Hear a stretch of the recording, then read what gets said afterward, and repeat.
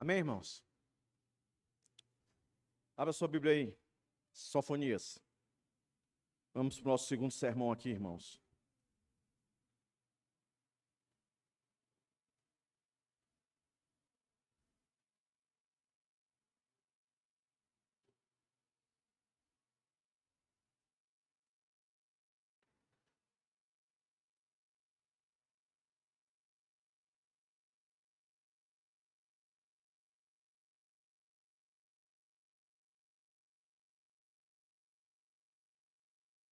Todos têm aí? Nós vamos hoje, meus irmãos, do verso 1 até o verso 6, tá?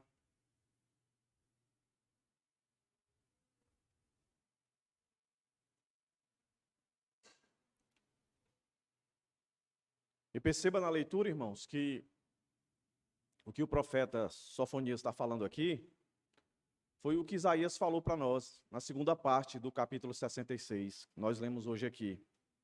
Primeira parte, segunda parte.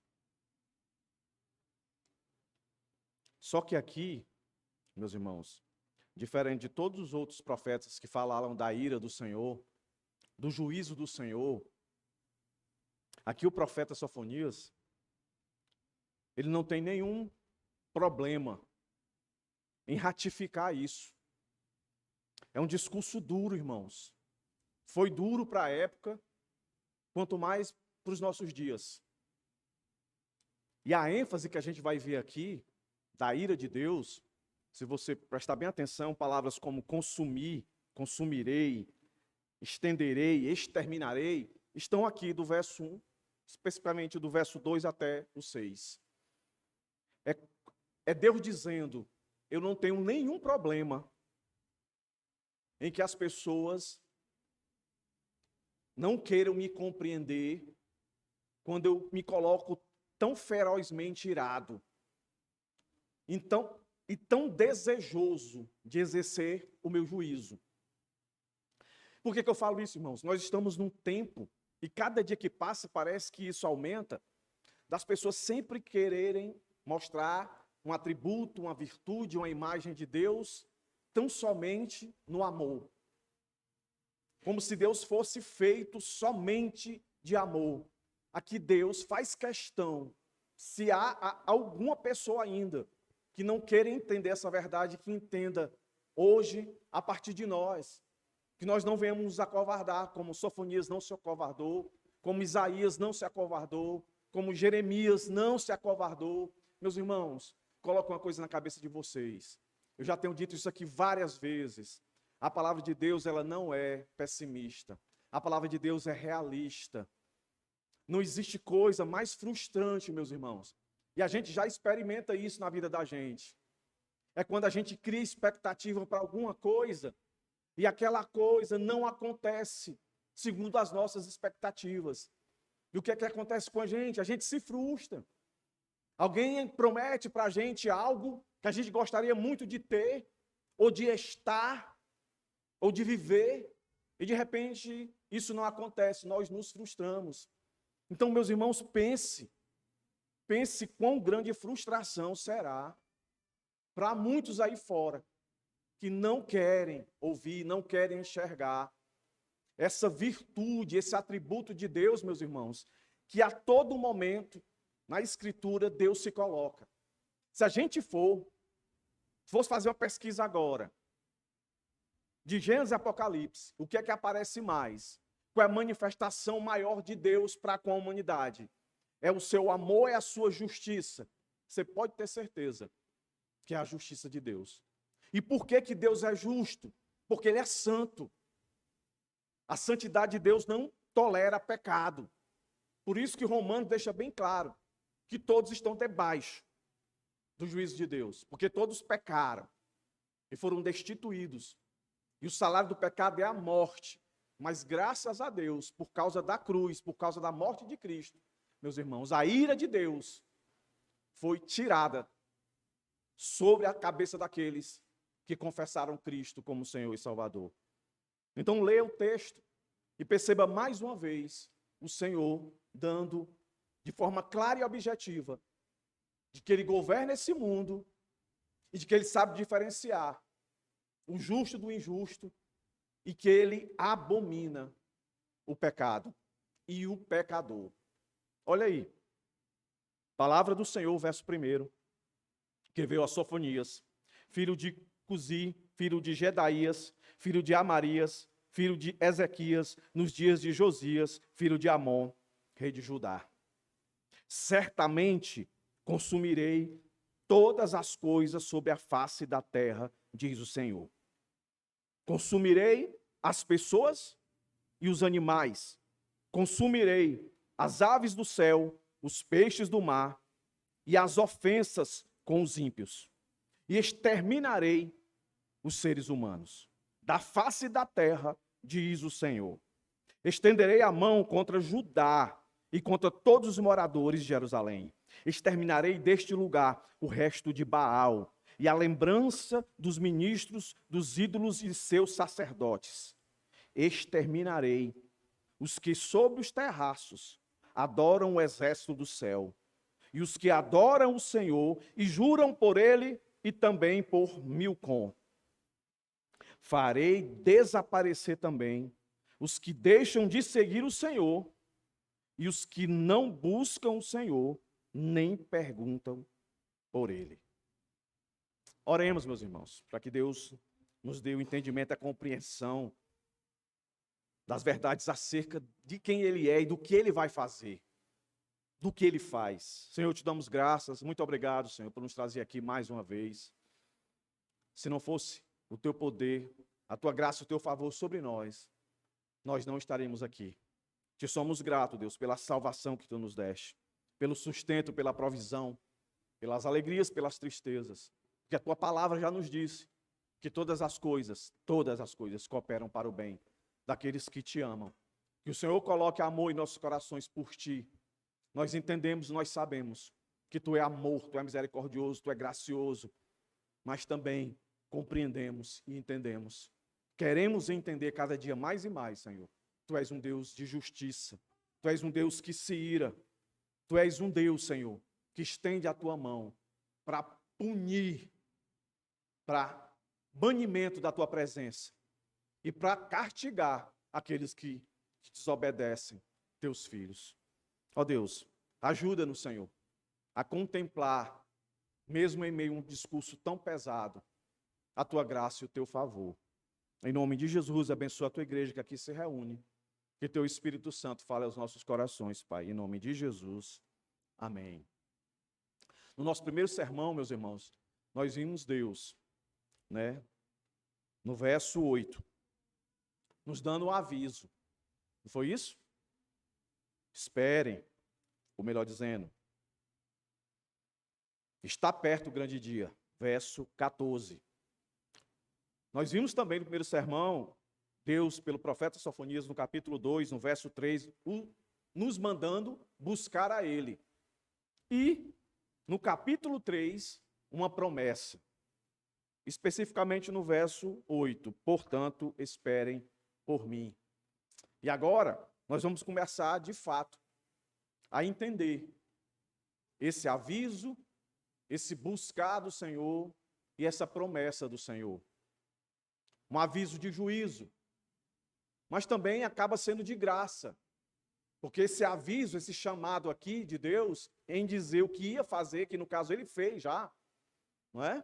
O que está aqui descrito em Sofonias já aconteceu, não é? Esse consumir, esse exterminar, esse estender a mão, tudo isso aconteceu através dos caldeus, né, que levaram o povo de Deus para o exílio e passaram lá 70 anos no cativeiro. Mas aqui também assinala para um juízo final, porque o linguajar aqui é apocalíptico. Os textos que nós acabamos de ler aqui, eles estão enquadrados tanto em Isaías, em Jeremias e no próprio Apocalipse, que dá a ideia de uma justiça final, de um extermínio final, de uma consumação final. Então, meus irmãos, quando se trata disso aqui, para nós aqui hoje, não só é o atributo de que Deus faz, que Deus sempre fez, que Deus tem a mão sobre a sua criação. Mas ao chamar-nos a atenção disso, para nós, para você, que confessa Cristo como seu Salvador, é para que você não se apegue a esse mundo, para que você não se apegue às coisas desse mundo.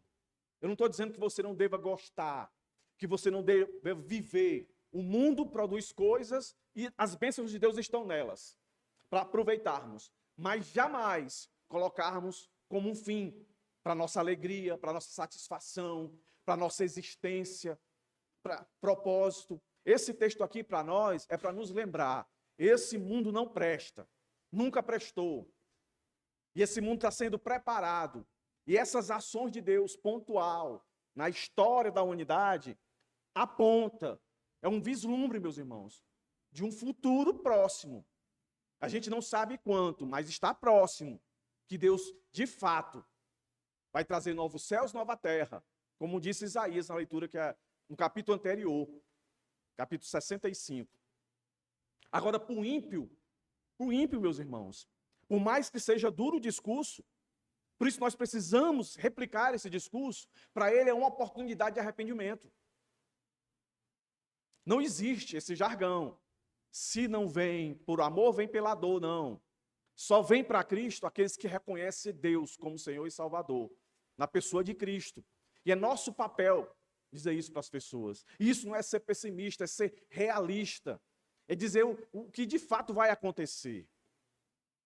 Então, meus irmãos, como é que eu divido esse texto? Simples. Um juízo universal do Senhor. E para que a gente não ache que é só universal, que não tem uma objetividade, o verso 4 em diante vai mostrar. Pessoas, grupos específicos, da qual Deus se manifesta desse jeito. Que jeito? Desse jeito aí, tão irado. Perceba. Consumirei, exterminarei, estenderei, exterminarei, farei desaparecer. Quem está falando isso, meus irmãos? É Deus. Qual é a indignação de Deus aqui? Lembre-se. Sofonias está no mesmo contexto de Abacuque. No mesmo contexto. O que é que o povo está vivendo? O que é que o mundo está vivendo? Não diferente do que está acontecendo hoje. Opressão, roubo, morte, perseguição, idolatria, depravação. Do mesmo jeito. Por isso Deus está tão irado. A gente terminou Abacuque, aí parece que vai ser a mesma coisa, mas não é a mesma coisa. Deus agora se coloca bem claro e objetivo. É nessa situação que eu estou. Por isso o título, fogo consumidor. Eu vou consumir tudo. Então, só por questão de colocar os irmãos dentro do contexto de novo, só falar um pouquinho desse Sofonias aí, só para cargo de consciência, para que os irmãos saibam esses detalhes. Perceba que começa dizendo, palavra do Senhor que veio a Sofonias. Esse é um recurso, uma fórmula profética padrão que aparece na maioria dos profetas, que é para deixar claro que tudo que o profeta falou e foi registrado aqui não era coisa da cabeça dele.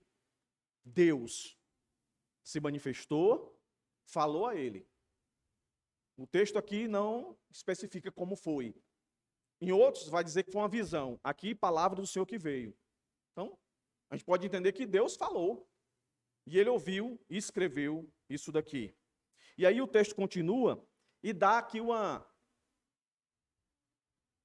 o passado dele, os familiares dele. Quando diz assim, Sofonias, filho de Uzi, filho de Jedaías, filho de Amarias, filho de Ezequias, nos dias de Josias, aí coloca ele, nos dias de Josias, que é o mesmo período de Abacuque, filho de Amon, rei de Judá. Isso aqui não está à toa. Primeiro, quando coloca essa genealogia do Sofonias, e extensa, como aparece aí, tem alguns propósitos. Qual? Preste bem atenção. Autenticidade. Reforça a credibilidade do profeta, estabelecendo sua linhagem e possivelmente sua reputação. Não era um qualquer um. Ele tinha uma linhagem real, era um homem de respeito. Então as pessoas iam ouvi-lo. Perceba, meus irmãos, a graça de Deus aí. Deus quer ser ouvido.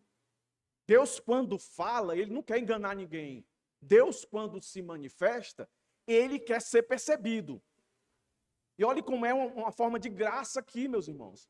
Deus escolhe uma pessoa de renome, de um passado, de uma linhagem real.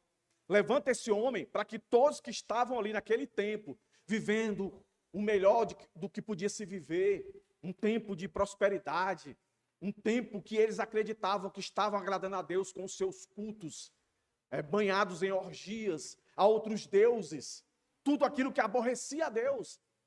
Deus podia até fulminá-los, assim, em segundos, mas Deus resolve chamá-los a atenção, dar um aviso a eles que eles estão errados, que Deus está enfurecido. Deus levanta esse homem. E, quando ele diz nos dias de Josias, essa datação é crucial para entender o contexto. Josias foi um dos últimos bons reis de Judá, conhecido por suas reformas religiosas. 2 Reis 22, 23, capítulo 22 até o 23. Então, Sofonias profetiza antes da reforma ou em seus estágios iniciais. E o que é que tinha ali? Idolatria, corrupção, que estava enraizada. Então, a profecia de juízo é, portanto, e serve como um alerta. E aí eu vejo graça de Deus. Deus está alertando. Isso aí está me consumindo. Isso aí tudo que ele vai retratar aqui no nosso livro. E aí sim, meus irmãos, começa no verso 2 até o 3, o juízo universal do Senhor. Nós cantamos aqui, meus irmãos, canções maravilhosas. Canções maravilhosas. Mas dificilmente a gente vê, pelo menos eu não tenho lembrança, de alguma música que foi composta dentro de um trecho tirado de Sofonias. Por exemplo, tente imaginar uma canção tirada aqui do verso 15 do capítulo 1. Pense aí, irmãos. Aquele dia será um dia de ira, dia de angústia e tribulação, dia de ruína e destruição, dia de trevas e escuridão, dia de nuvens e densas trevas. Eu por muito tempo fui músico, né, irmão? Antes de ser pastor, E quando eu estava lendo isso aqui, eu fiquei pensando, qual melodia se encaixaria aqui legal? Como poderíamos cantar isso aqui? Isso aqui não é a Bíblia, irmãos? Não é não? Por que a gente não canta isso? Por que a gente não canta? Aí eu ficava olhando para esse texto, na minha época de menino, chamava de corinho, né? Quando era um versículo, a gente colocava uma melodia e cantava. Mas eu não me lembro de ninguém fazer. E também não vou querer agora fazer uma nesse texto aqui, tá, irmãos? Mas pensa aí por um segundo. Isso aqui não é palavra de Deus? Devia ser cantado. Não é não? E qual o ritmo nós cantaríamos? Um ritmo fúnebre, rock and roll, ou esse agora que está ganhando nas igrejas por aí, que é só uma nota só e a turma fica cantando e... Como é? Worship. Mas eu pesquisando, encontrei. Não vou cantar aqui para os irmãos, mas eu encontrei. Olha o período, medieval. Faz muito tempo, medieval. Em latim, baseado nesse verso. As estrofes, eu trouxe só duas aqui. Dia de ira, dia de lamentar. Dos profetas, os avisos se cumprem. Céus e terra em cinzas a queimar. Ó, que tememos nós, os homens, sentiremos, quando vier lá do céu, o juiz, de cuja sentença todos dependemos. Olha aí. O autor desse hino, né, Dia da Ira, é atribuído a Tomás Celano, uma tradução de um indivíduo chamado William J. Irons. Então isso quer dizer que no período medieval se cantava esse atributo de juízo. Aqui no nosso texto, de consumação, de trazer à existência um ato de ira de Deus. Aí repito para os irmãos, aqui, no caso, esse ato de ira de Deus não foi feito pelo próprio Deus, mas por um instrumento que Deus levantou, os caldeus. Lembra de Abacuque? Os caldeus, que o Senhor levantou para ser esses que consumiriam. E, de fato, isso aconteceu. E aí, meus irmãos, o texto começa dizendo, certamente consumirei. Em uma outra versão diz, varrerei. A ideia de consumirei aí, meus irmãos, é tocar fogo, acabar.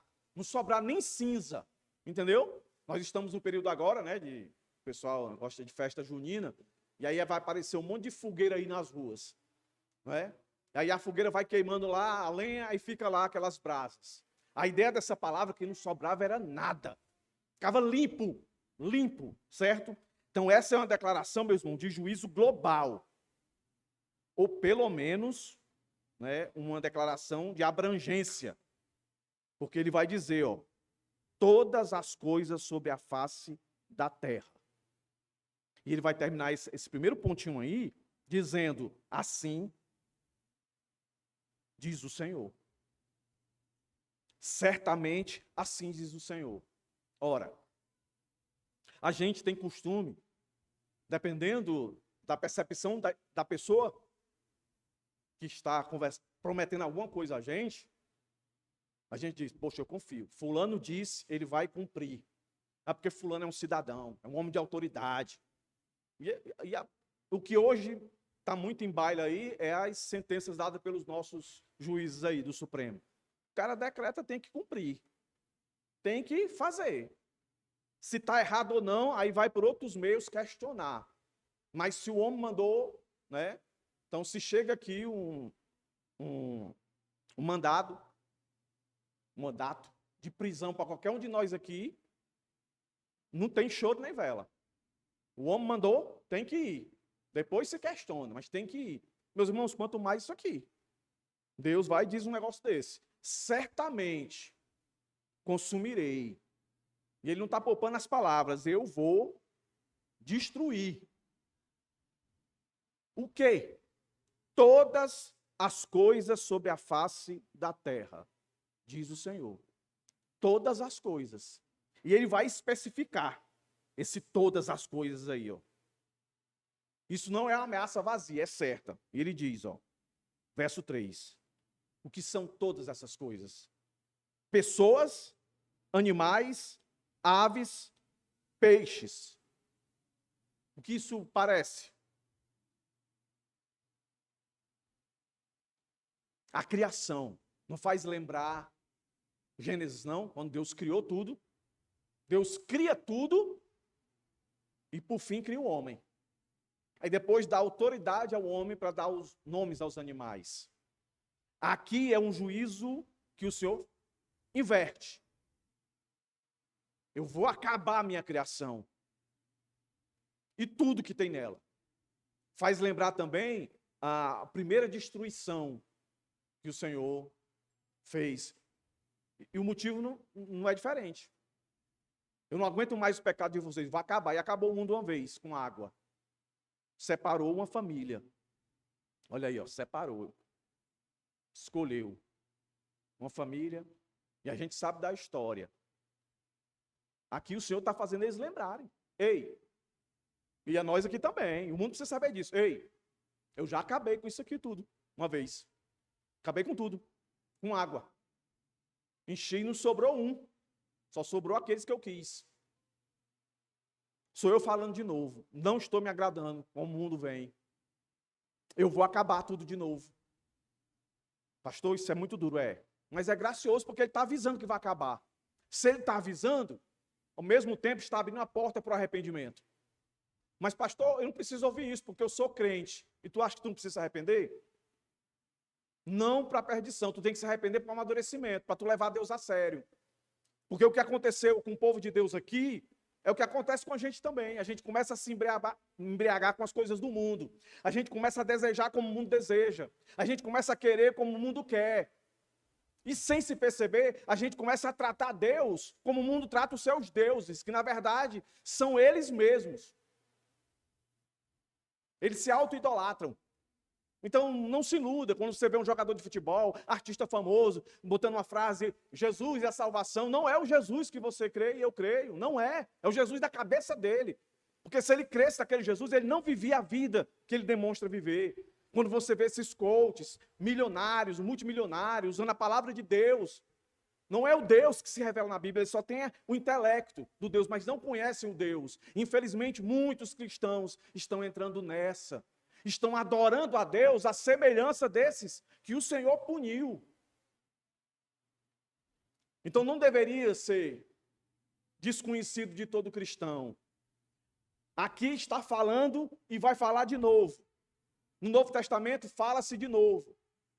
No verso 4, o Senhor deixa bem claro que ele vai começar esse juízo dele pelo seu povo. No Novo Testamento, em Pedro, vai dizer que pela igreja. Mas presta atenção. O Senhor diz aqui, ó, pessoas, animais, aves, peixes, e olha aí, ofensas com os ímpios. O pessoal tem a mania, nós aqui não, já aprendemos. Jesus ama o pecador e aborrece o pecado. Conversa é essa? Está aqui mais um texto para dizer que Deus não ama o pecador, não ama o pecado, muito menos o pecador. Porque o pecado só se faz real, na prática, por um homem. Por isso o texto está dizendo aqui, ó, ofensas e os ímpios, que ofenderam a Deus. E como é que eles ofendiam a Deus? Era não reconhecendo ele como o grande eu sou, o único. A maior parte das vezes que aparece a palavra Senhor aqui é Yahvé, é aquele que o Senhor apareceu para Moisés. O grande eu sou o que sou, o Deus de Abraão, Isaac e Jacó, o Deus de aliança. O Deus que quer ser conhecido de todos, quer ser o mais famoso, o Deus supremo. Então, todas as vezes que o indivíduo não rende glórias a ele, ora, se ele diz no Novo Testamento, né? Tem que dar glória a ele até com um copo d'água, quanto mais com outras coisas. As pessoas não têm noção. Por isso que eu disse, a expectativa dessas pessoas, nós, por graça, por misericórdia, já temos sobre nós a graça e a misericórdia do Senhor, temos que avisar essas pessoas que Deus não é só amor, que Deus se aborrece, que Deus se ira. É porque as pessoas querem entender a ira, querem entender a raiva, querem entender a vingança pela perspectiva humana. Não. Nós só sabemos o que é vingança, nós só sabemos o que é amor, nós só sabemos o que é ira, porque existe um padrão perfeito e é Deus. Então a ira de Deus não é como a nossa, a ira de Deus é justa, a nossa nunca é. O amor de Deus é perfeito, o nosso não, o nosso sempre tem interesse. O de Deus não. Isso o mundo não compreende. Isso aborrece a Deus completamente. Algumas versões vai falar tropeço dos ímpios, em vez de ofensa, mas eu acredito que essa versão ela dá o poder maior, que dá a ideia também do que nós vamos falar mais adiante, que é a questão de, que eu já falei aqui, de idolatria, de colocar outros deuses em primeiro lugar. E olha que é o que o Senhor disse que não fizesse. E o seu povo tinha que dizer isso para as outras nações. Por isso, meus irmãos, que Jesus, e a Escritura, ela nunca disse alguma coisa diferente disso. Disse o quê? Que o seu povo ia sofrer.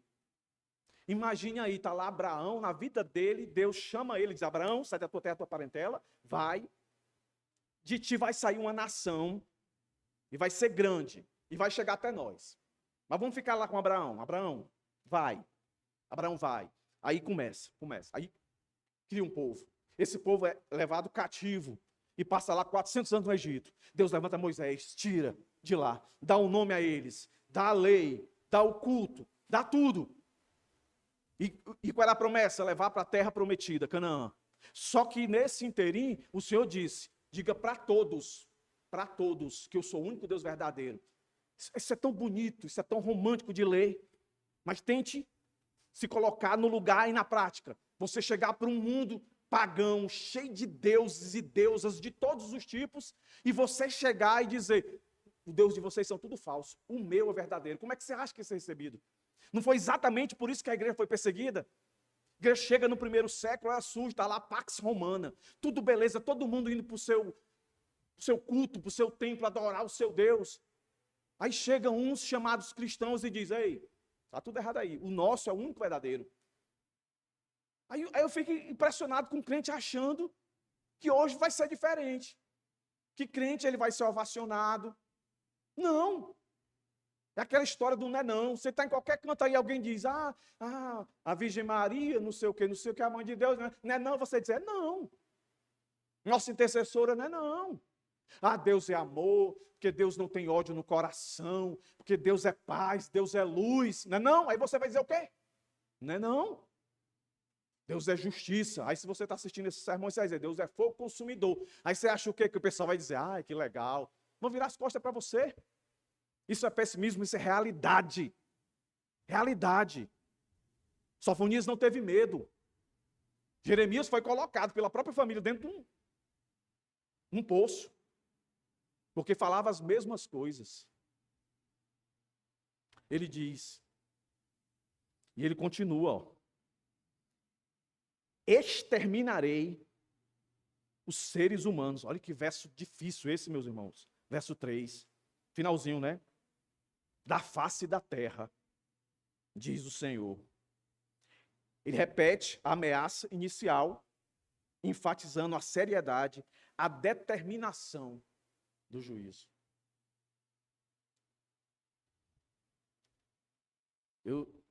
Falar de juízo é falar de apanhar, de sofrer, né?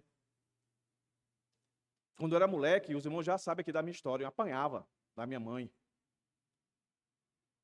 Ela não precisava dizer uma palavra. Ela não precisava dizer uma palavra.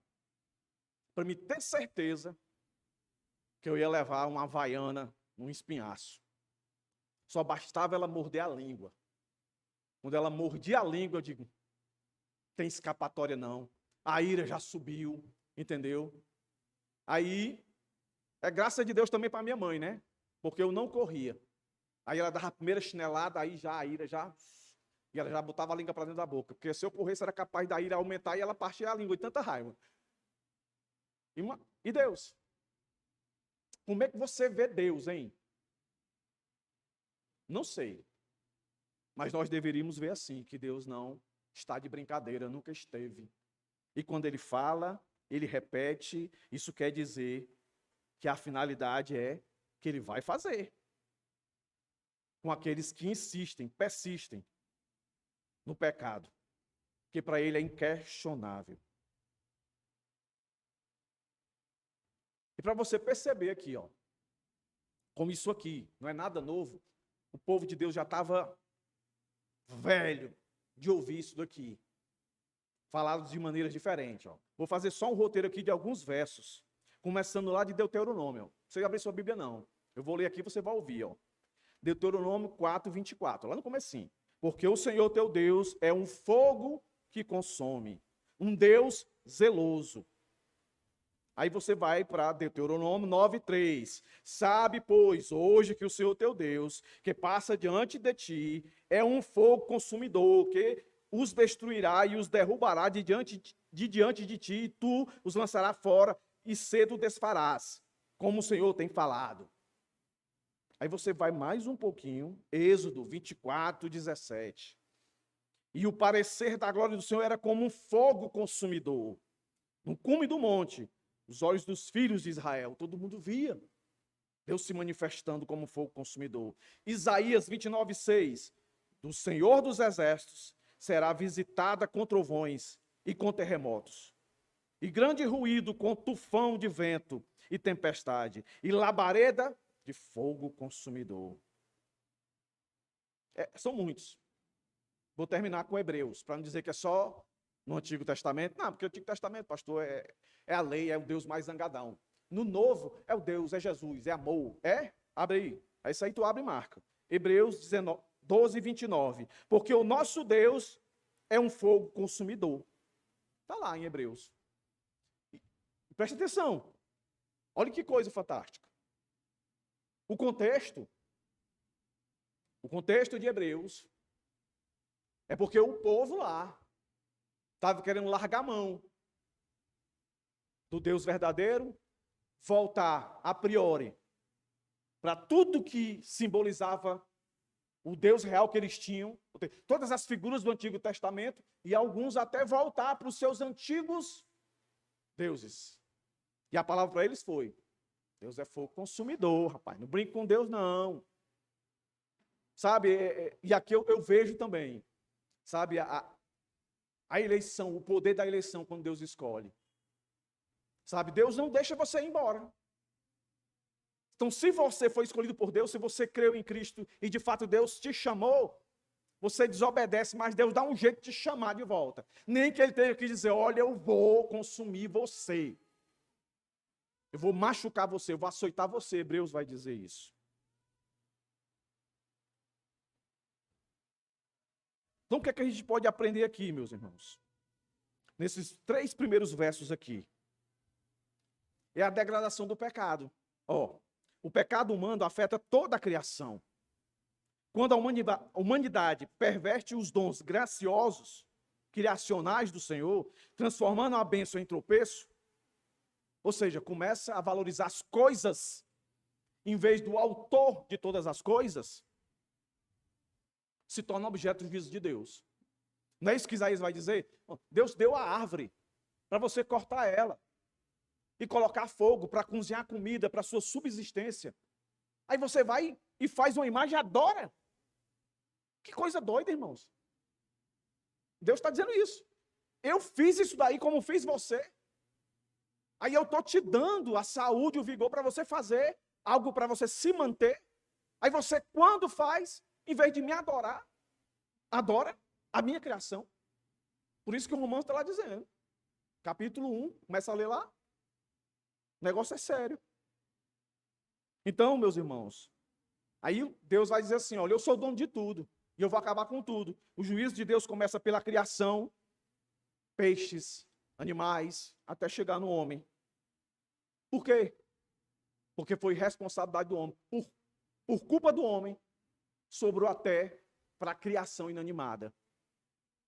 Por culpa do homem. Por isso que Romanos vai dizer que a criação, ela geme pela redenção, por aquilo que Isaías, no capítulo 65, chama de novos céus e nova terra. A criação clama. Então, para que isso está aqui? Para a gente lembrar, meus irmãos, que isso ofende profundamente a Deus, e que Deus é o dono de tudo. E para não ficar nenhum resquício de dúvida acerca disso, que ficou uma coisa assim muito ampla, agora, o juízo específico. Ele começa dizendo, estenderei, por quem? Judá. Eu podia dizer, pela igreja, pelo seu povo. Ele começa. Por quê? Porque sempre houve e sempre haverá o joio no meio do trigo. Sempre houve e sempre haverá o ativista, o religioso, no meio dos devotos, no meio, de fato, daqueles que foram salvos. Agora perceba, tanto um como o outro vai sofre essa ação de fogo, de juízo de Deus. Como diz Coríntios, uns para serem realmente amadurecidos, outros para serem exterminados. Sofonias viveu isso. Abacuque viveu isso. E nós aprendemos em Abacuque. Então, como é que a gente vive nessa situação? Deus não vai aliviar a gente? Ele vai agir? Olha a história. Muitos dos judeus foram mortos. E outros foram exilados. O povo de Deus sofreram. Deus não separou. Então, vocês são os obedientes, vocês vão ficar aqui. Os desobedientes e os ímpios vão apanhar. Não, todo mundo sofreu. Aí Abacuque queria entender como é que se dava isso. Aí o Senhor disse, o meu justo vive por fé. É Deus sempre querendo dizer, não se agarre com esse mundo, com as coisas desse mundo, se agarre comigo. Confie em mim. Porque ele falou isso como Jesus no mundo, quando pisou aqui e disse, no mundo tereis aflições. Mas tem de bom ânimo. eu venci o mundo. A maior parte das nossas tristezas, meus irmãos, é porque a gente perdeu essa perspectiva. Sabe? Pode avaliar aí agora. O que é que tem te deixado triste, angustiado, se não são frustrações daquilo que você queria ter, onde você queria estar, como você queria estar fisicamente, mentalmente. Aí quando você compreende essa grandeza de Deus, vai saber lidar com essas situações. Porque o mundo está cambaleando, meus irmãos, para que esse grande dia chegue, onde o Senhor transformará tudo isso aqui em novos céus e nova terra. Então, quando ele diz, estenderei a minha mão sobre Judá e sobre todos os habitantes de Jerusalém, ele está falando da abrangência do juízo, que antes parecia universal, agora se particulariza e se concentra em Judá, especificamente em Jerusalém, o centro político e religioso do reino. Então, o que isso quer dizer? Isso quer dizer que, embora a linguagem seja cósmica, o foco imediato é o povo da aliança, que falhou em viver de acordo com os preceitos do Senhor. Vai começar no povo de Deus e vai todos ao redor. O que é que Deus quer que eles percebam? Que Ele é aquilo que Ele sempre disse, pela boca de todos os profetas, que Ele é o maior, que Ele é o mais poderoso, que não há ninguém igual a Ele, que tudo é dele, tudo pertence a Ele, a vida, a morte, tudo é Ele. Ele diz mais, exterminarei, depois que ele fala, estenderei, essa ideia de estender, é de que não importa onde está, a mão de Deus alcança. Não tem aqueles filmes lá, não sei se é da Marvel, que tem aquele homem elástico, né? É da Marvel, né? Que ele estica a mão, ele pega onde ele quiser. A ideia dessa palavra é isso, que não tem nada que esteja fora do alcance dele. Ele vai lá e pega. Pega para quê? Para exterminar. Pega para quê? Para consumir.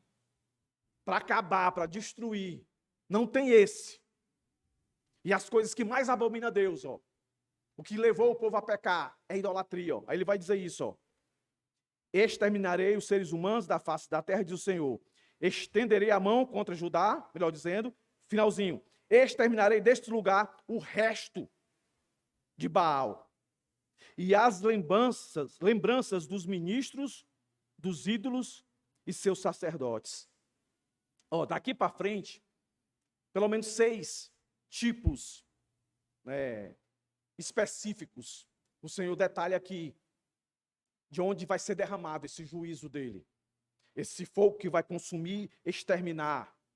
Quando ele fala, estenderei contra Judá, já entendemos, o povo. Quando ele diz, exterminarei deste lugar o resto de Baal e as lembranças dos ministros, dos ídolos e sacerdotes, está falando da idolatria, especificamente dos sacerdotes idólatras. Lembra que eu disse para os irmãos que o povo de Deus chegou ao ponto de trazer para dentro do templo, da qual Deus já tinha prescrito como é que cada um deveria proceder na adoração a Ele. Eles trouxeram uma espécie de sincretismo, coisas de outros deuses e se trouxeram para dentro da casa do Senhor. Coisas que a gente vê hoje, dentro das igrejas. A Bíblia não diz de forma extensiva como deve ser o culto do Novo Testamento. Mas o texto de Atos 2, 42, por aí, Efésios, Colossenses, nos dá a ideia que quando a igreja se reunia, era para orar, para cantar, para celebrar a ceia e para ouvir a palavra e crescer nela, certo? E oração, era isso. Era isso. O que é que nós vemos hoje em muitas igrejas? Trazendo um monte de coisa que está presente em outras religiões e dizendo que é para a glória do Senhor. Né? Usando o argumento de dizer, mas não encontra lugar na Bíblia que proíba. Eu prefiro, para não desagradar a Deus, fazer aquilo que Ele manda do que fazer alguma coisa que Ele não proíbe. Que aí eu caio num laço muito maior, né, de possível erro de afrontar o Senhor. Então eles aqui não estavam preocupados com isso, começaram a trazer. Aí o Senhor diz isso, eu vou exterminar não só Baal, mas também, que isso era muito comum no reinado de Acabe e Manassés, né? Isso era muito comum. Então a linguagem aqui de sacerdote, ela é um pouco complexa, mas da ideia de cultos pagãos dentro da liturgia do culto que era exigido por Deus. Então pensa aí, os levitas, não era só os sacerdotes, os levitas, todo mundo envolvido, né? E fazendo parte desse culto que afrontava a Deus. Aí me diga aí, irmãos, se não é misericórdia de Deus, Deus devia ter acabado tudo já, e a gente nem ia existir. Mas por que Deus não fazia isso? Porque Ele é um Deus de aliança. Ele está agarrado à promessa que Ele fez. Então a única coisa que Ele pode fazer, e Ele faz, sempre fez, é exercer o seu juízo no tempo. Não só no final, no tempo. E aí o verso 5, ele vai trazer aqui, ó, exterminarei, ó, e é sempre essa palavra para não ficar dúvida. Deus entrou e entrará em juízo com aqueles que não adoram, que não colocam em primeiro lugar. Deus vai começar pela sua casa, sacerdotes, pastores, os envolvidos. Não tem essa. Aí pode ser castigo de juízo para condenação, pode ser castigo para amadurecimento. De qualquer forma, é dolorido. E ele continua e diz assim, ó, exterminarei os que sobre os terraços adoram o exército do céu. Adoradores da natureza, aquilo que ele recrimina lá em Romanos. Em vez de adorar o Criador, adoraram a criatura. E lá usa a expressão, a ira de Deus. Está lá, a ira de Deus. Os adoradores. E depois eles diz, ó, aí vai falar dos sincretistas, que são esses adoradores, que traziam coisas que não pertenciam àquilo que o Senhor falou. Ele diz aqui, ó, e os que adoram ao Senhor e juram por Ele e também por Milcom. Olha, perceba que está tudo ligado à idolatria. Ele falou Baal no verso 4, agora Milcom. Eram os principais. E esse Baal, esse Milcom aqui, é aquele que era conhecido que recebia sacrifício humano. O povo de Deus chegou a fazer isso, meus irmãos. No culto a Deus, sacrificando crianças. Por isso Deus se manifesta assim tão irado.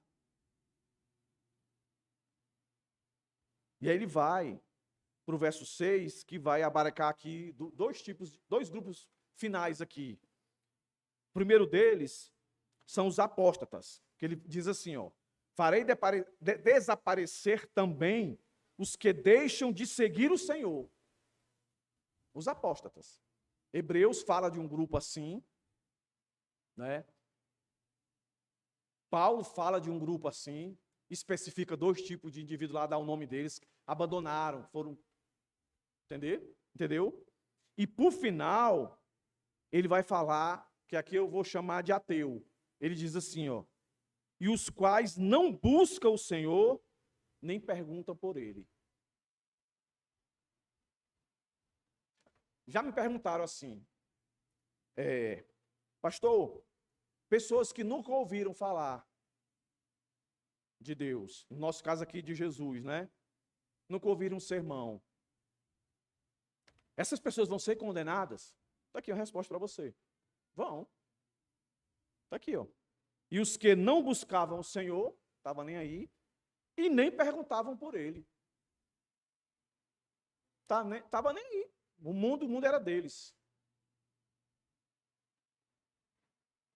A salvação é dele, como Romanos diz, ele dá a quem ele quer, não é de quem quer nem de quem corre. Então o Senhor aqui mostra que ele não está brincando. E ele especifica isso do verso 4 ao 6, para que os leitores se vejam no texto. Se vejam na profecia, na fala. Porque se ficasse até o verso 3, podia ser que ele dissesse, eu não vou ser. Estava muito genérico, né? Mas aí no verso 4 afunila. O meu povo, o povo ímpio, os idólatras, os que adoram a natureza, os sincretistas, os apóstatas, os ateus. Nenhum vai escapar. Todos vão ser consumidos, exterminados, alcançados pela minha ira. Aí não está aqui não, mas eu entendo. É Deus dizendo. É uma oportunidade de se arrepender. Mude. É um discurso difícil? É. É comumente ouvido? Não. Eu não estou dizendo aqui que nós somos o bambam, não. Tem outras por aí que falam a mesma coisa. Mas uma coisa eu tenho certeza. Nós não temos uma relevância tão grande como muitos têm. Por que nós não temos? Porque a palavra de Deus, ela só vai atrair mesmo aqueles que o Senhor quer para a salvação. Para a condenação, né? Às vezes alguém diz assim, pastor, se o senhor colocar os títulos mais leve no canal da igreja, vai aumentar o acesso. Mas o senhor bota lá, fogo consumidor, a ira de Deus, não sei o quê, aí fica difícil. Eu digo, mas é o que o texto diz, mano. Porque tem uma jogada, né, de marketing, você bota uma coisa, né? Deus é amor, aí a turma vem para ouvir, né? Não consigo não, irmão. Vontade eu tenho, mas não consigo não, sabe? Passando uma semana difícil aí, 2 semanas, né? Eu digo, meu Deus, eu vou para a igreja falar que tu é fogo consumidor. Eu digo, mas não está aí não, irmão, no texto. O que é que eu posso fazer? Eu vou dar um título aqui, Jesus te ama. Está aqui, né, irmãos? Não está explícito. O que está explícito, eu acredito que é isso que Deus quer que a gente saiba e que a gente diga para o mundo. Que ele é fogo consumidor, sabe? E que o mundo pare, ou nos despreze, ou pense. Esse é o nosso papel. Está aqui, irmãos. Então, eu não tenho outra coisa a dizer. Deus julga com rigor aqueles que, conhecendo a verdade, escolhem um erro. O juízo começa pela casa de Deus. 1 Pedro 4,17, deixa isso afirmado. A aliança com o Senhor exige exclusividade. Por isso que foi perseguido o povo, o judeu é perseguido até hoje. Vocês estão vendo aí o que está acontecendo lá, não é? O Irã está, não sou eu, está lá derramando bomba lá em cima, e boa parte do mundo está contra Israel, que é o povo de Deus.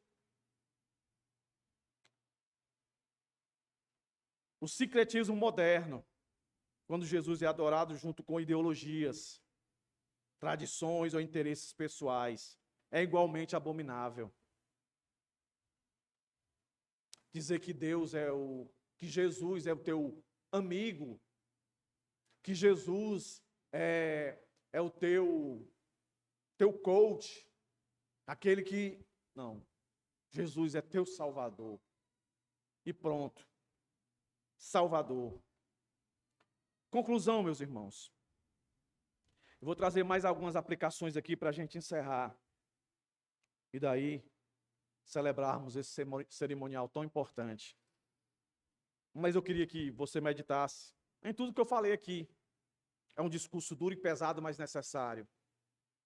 A evidência maior aqui, que é explícita, é que Deus é justo, Deus é juiz, Ele abomina o pecado, Ele vai agir porque Ele já agiu, está agindo e sempre agirá.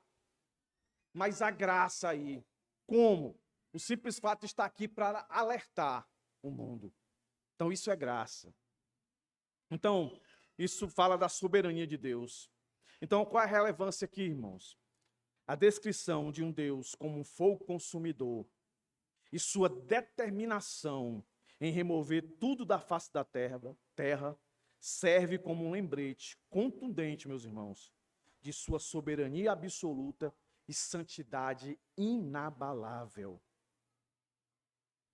Então, nós como cristãos, temos que fazer o quê? Enfatizar todas as facetas do caráter de Deus, incluindo sua justiça e juízo sobre o pecado e o pecador. Reconhecer a majestade divina em nossas práticas de louvor e adoração, evitando superficialidade e o entretenimento vazio. Vem, essa casa é sua, pode entrar. Senhor, Senhor, vem, que essa casa é sua. Oh, que coisa besta, meus irmãos. Que coisa besta. Vamos cantar o que nós cantamos aqui, continuar cantando. Quem Deus é, o que Ele fez, o que Ele faz, as suas promessas, o quão necessitado nós somos dEle. Isso, meus irmãos, deve refletir uma vida de santidade. buscando agradá-lo em tudo. É fácil, não é? Ele sabe disso. Ele sabe disso. Sabe que não é fácil. E deixou parâmetros para nós. Davi errou. Mostrou toda a sua depravação no seu pecado denunciado. Mas Deus, depois que ele se arrepende, Deus diz que ele é segundo o coração de Deus. Segunda coisa, meus irmãos. Precisamos identificar e confrontar as idolatrias contemporâneas. Quer ver, a gente está tão distante desse texto, né? Mas veja bem, é um tipo de idolatria. Materialismo e consumismo. A busca desenfreada por bens materiais, status, prazeres, já disse aqui, prazeres efêmeros, pode se tornar um ídolo que compete com Deus por nossa devoção. Aquilo que eu disse, é bom viajar? É. Mas se não deu para viajar, aí eu estou triste, não vou para a igreja, Deus não me ama. Isso é idolatria. Entendeu? É bom comer, é bom beber. Coca-Cola, tá, irmãos? Mas não deu naquele tempo, não deu naquele momento, vai se entristecer? Não. Continua louvando a Deus. Continua louvando a Deus. Cuidado com o individualismo, que torna você insensível, e o narcisismo. A centralidade do eu pode levar à idolatria de si mesmo, onde as necessidades e desejos pessoais se sobrepõem à vontade de Deus e ao serviço ao próximo. Não é bíblico isso aqui, mas é um ditado que poderia. Está na Bíblia, né? Não há pobre que não possa ajudar e não há rico que não possa receber. Entendeu? Não, eu não posso ajudar agora porque as prioridades... Aí tem gente que quer dar uma de santos. A Bíblia diz que eu tenho que ajudar primeiro as famílias da fé. Então, é minha casa, né? Mas só que não acaba nunca a sua casa, né? Sempre vai ter necessidade. Nós vamos entrar em Ageu, né? Que vai falar sobre isso. Esse individualismo das pessoas. Fama e reconhecimento. A busca incessante por sucesso, aplausos, visibilidade, mesmo dentro do ministério, pode desviar o foco e glorificar a Deus. Isso aqui falou muito comigo. Né, nas minhas tristezas, olhar lá para o negócio da igreja, o grupo da igreja lá, o canal da igreja. Eu digo, rapaz, ninguém assiste isso aqui, só eu mesmo. Entendeu? Ninguém vem aqui, ninguém dá uma curtida, ninguém diz assim, valeu, pastor. Ninguém... Aí lá no fundo, eu quero ser famoso. Monte like. Pessoal me convidando para debate. Graças a Deus. Se Deus respondesse a minha oração, eu estava ferrado, irmãos. Aí você está espantado comigo, é? Tu não é assim, não? Tu é, rapaz. Do mesmo jeito. A gente na empresa quer ser o melhor, reconhecido como o melhor. Aparece uma vaga, era para ser minha. E não é. Aí nessa hora você se esquece de Deus. Você se esquece do verso, né? Que todas as coisas cooperam para o bem. Você se esquece. E essa daqui, para finalizar, tecnologia e redes sociais. Embora ferramentas úteis, podem se tornar ídolos quando consomem nosso tempo. Pensamentos e afetos de forma desequilibrada, afastando-nos da comunhão com Deus e com o próximo. Ontem eu cheguei em casa, eu moro em condomínio, aí eu fui entrar no meu apartamento, tinha assim uns 4 meninos. Tudinho com o celular na mão. Vai. Acho que eles estavam tudo no mesmo jogo. Eles tudo no mesmo jogo. Mas nenhum se comunicando aqui. Era aqui, vai macho, vai. Aí dizendo aqueles nomes mais bonitos. Sabe aqueles nomes bem bonitão? Vai, você quer. E quando eu vim agora pra cá, pra igreja, eu desci a pegar o carro. Aí um funkzão rolando lá, um funk. Com aquelas letras bem... E as criancinhas lá dançando. Eu disse, os pais entregando a tecnologia, o entretenimento, as redes sociais, e os crentes do mesmo jeito. Eu tenho quase certeza, olha jovens, é para você, eu tenho quase certeza, se eu chegar na sua casa de surpresa, é mais fácil pegar você com o celular na mão do que com um prato de comida ou com a Bíblia. Ei, pastor, tu quer colocar medo em mim, é? É. Então não pode, é? Pode. Mas tudo, como diz Paulo, né? Tudo me é lícito. Mas nem tudo convém. Eu não vou me deixar dominar por essas coisas. Tire um tempo. Vai lá, faça o seu jogo, mas tira um tempo também para ler a Bíblia, para você não esquecer esse Deus aqui. Aí, se você é crente, ainda ser mais maravilhoso você lembrar que sobre a sua cabeça não pesa a evidência de um juízo de destruição, mas de amadurecimento. Então é isso. Tantas coisas para dizer, irmãos. Vou guardar para o próximo sermão. Vamos ficar de pé? Vamos orar, pedindo a Deus que faça essa palavra de hoje fortalecer os nossos corações e nos dar coragem para esse mundo. E em seguida, os irmãos, os diáconos vêm aqui, vamos dar sequência.